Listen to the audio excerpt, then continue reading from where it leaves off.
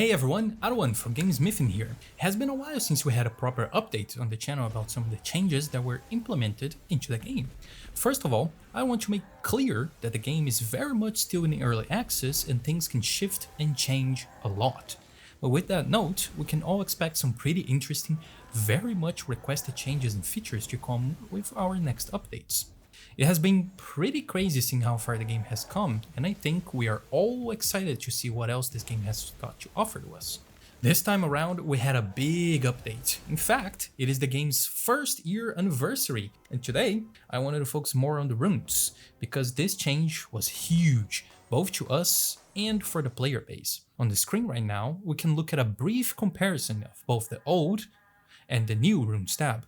We can clearly see how the old tab was indeed a lot less organized and a lot less clean as well. Aside from that, we have now grouped up the runes into two major categories, called the versatility category, which are composed of the top 3 rune slots and have this greenish blue color on the top here, and also tenacity runes, which are the bottom 4 rune slots.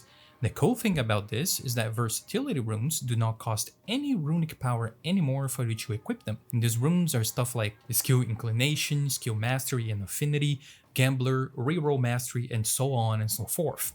By the way, you can now also choose which skills will be available to you from inclination, mastery, and affinity to give you even more control over what outcome you get when choosing your build.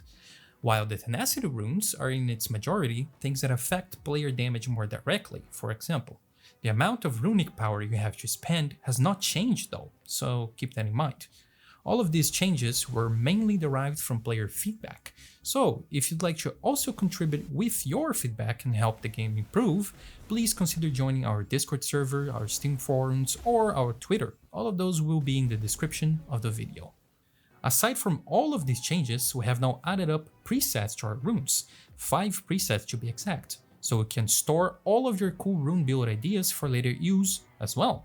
With these changes to our rune system, you should be able to try out and expand on your build arsenal a lot further, making all of your wildest dreams that were not possible before, or were possible but with a lot of sacrifices, come to life. And it has been pretty cool to already see this being used to create some really powerful and interesting builds.